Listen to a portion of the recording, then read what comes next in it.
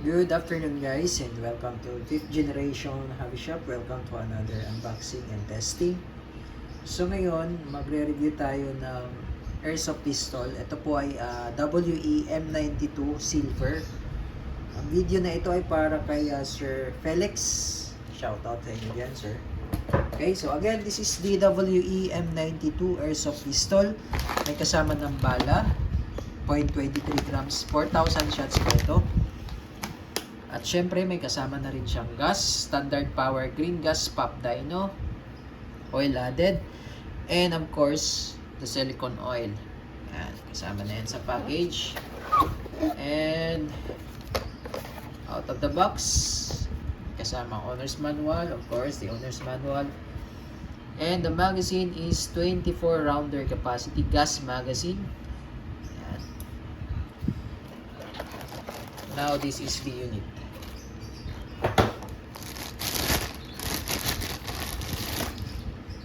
So this is full metal, and as you can see, yung slide niya metal, yung frame metal, yung grip metal, except sa cover. Itong cover is plastic. Ayan, plastic lang po yan with markings ng WE. Ayan. Ayan, but the rest is metal. Itong loading nozzle, ayan, yung kulay itim na yan, that's plastic.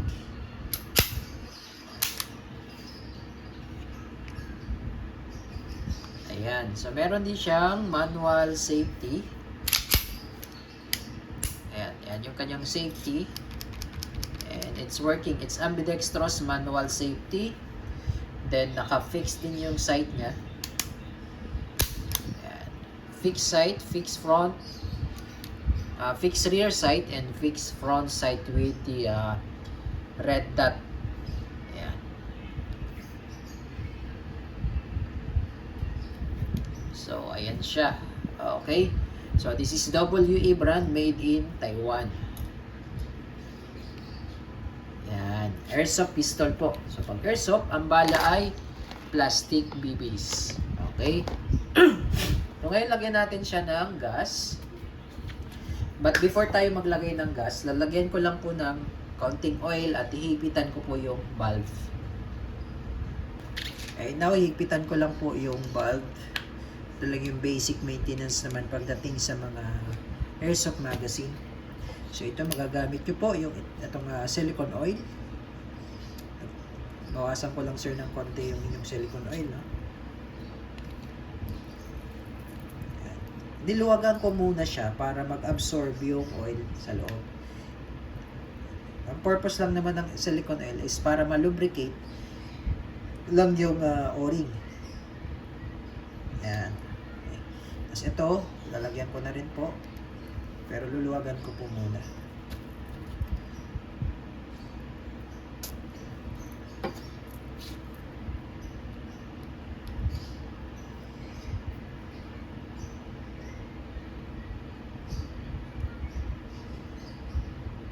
Ayan. So, ito pong ginagamit kong pang-pihit dyan sa mga valve is a valve tool. So, wala pa po itong kasamang valve tool. Ito po ay bukod po siyang napapurchase.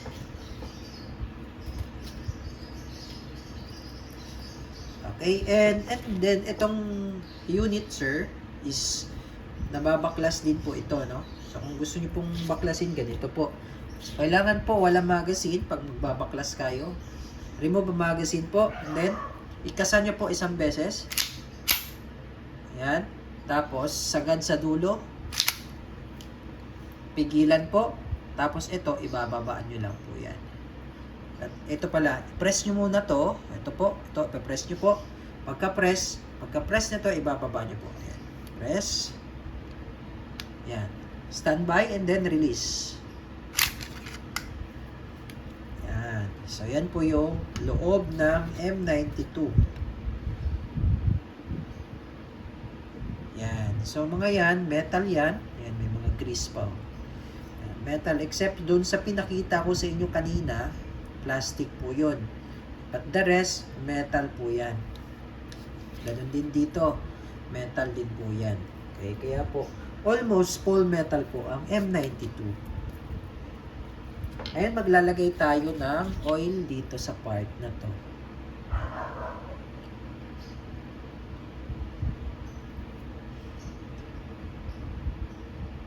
Dahil binaklas na po natin, so lalagyan natin ng oil. Okay? So, yan po kasi yung kailangan may oil.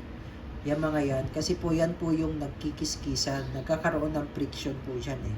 So, kailangan smooth. Parang sa makina po. So, kailangan merong oil. Yan. Okay, then kapag babalik naman po, ito, yung butas na yan, ipasok nyo lang po siya dito. Pasok nyo lang po. Then, direkta po hanggang dulo. Sagad po hanggang dulo. Yan. Pigil.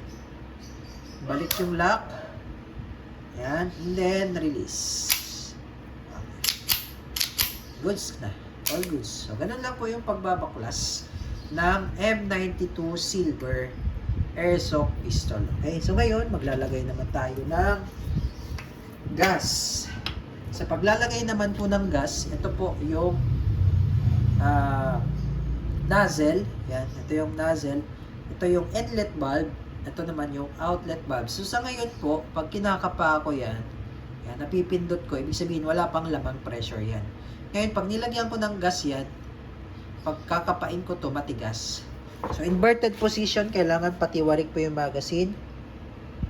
Tutok nyo lang yung nozzle dito. Then 3 to 5 seconds. Okay, so 3 segundo lang po yung nilagay ko. So ngayon po, matigas na to pag kinapa ko yan. Ayan, matigas na kasi may pressure na sa loob. Okay? And then yung capacity nito is 24. Pero ako po, ang advice ko lang po, huwag lang natin isagad sa 24. Kasi yung spring kasi ng airsoft, ito po, yung malambot lang po yan. So, alam naman natin, pag palaging nakababa yan, pag palaging puno yung load mo, lalo na kung ibababad mo yung bala, hindi mo gagamitin yung airsoft tapos nakababad ng bala, puno. So, katagalan, yung spring lumalambot. So, pag malambot na yung spring, mahirapan or hindi na siya ganun katulad ng dating maganda yung spring. So, may ano din yun, may effect din yun sa ating airsoft pistol. Okay, so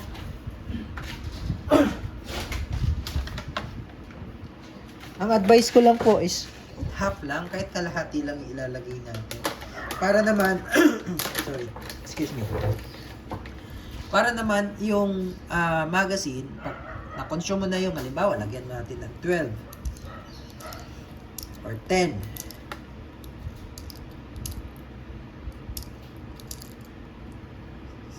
Yan, katulad nito, 10 or sabihin natin 12.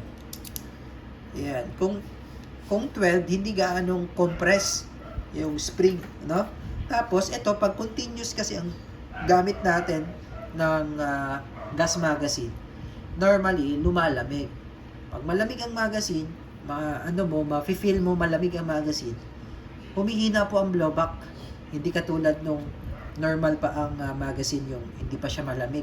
So, humihina ang blowback, ang tendency, di ba ito kapag wala na siyang bala, naglalak.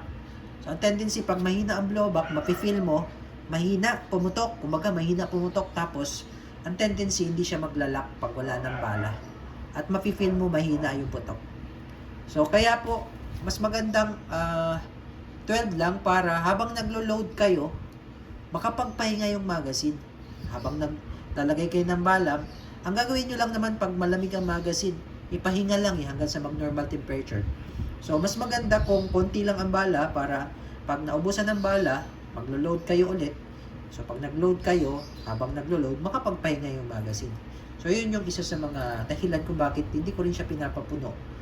Para yung magazine, at least makapagpahinga ng konti. Para, pa rin, stable pa rin yung power niya. Kasi, pag continuous kasi yan, yung balamig, humihina. Okay, so testing po tayo. Yes, sir. So, 10 rounds, ay 12 rounds. Okay, so testing po. WEM92 Airsoft Pistol. Yan, full metal. Subukan natin sa plate.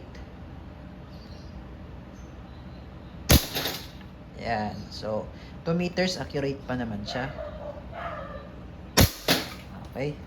So, try nating ubusin yung bala hanggang sa mag-open slide. Ayan. So, nag-open slide na siya. Yan po yung sinasabi kong pag wala ng bala, nag-open slide na po yan. Okay. Release nyo lang yung magazine.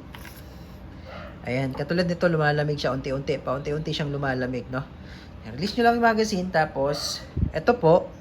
Pag maglo-load naman kayo ulit, pwede nyo naman siyang hayaan lang siyang naka-open slide. Bigyan ko kayo ng sample. Okay, so, ngayon nag-load ako ulit ng mga ilang rounds. Tapos, di ba, nag-open slide siya kanina. So, hinayaan ko lang muna siyang naka-open slide. Tapos, insert ko lang yung magazine. Yan. Tapos, pwede nyo itong gamitin. Ibaba nyo lang itong slide stop. Ayan po, yung may sticker na Made in Taiwan. Pwede nyo ibaba or mas magandang hatakin nyo. Then, release. Automatic kasi yan. May spring kasi yan. Bumababa yan. Okay, firing.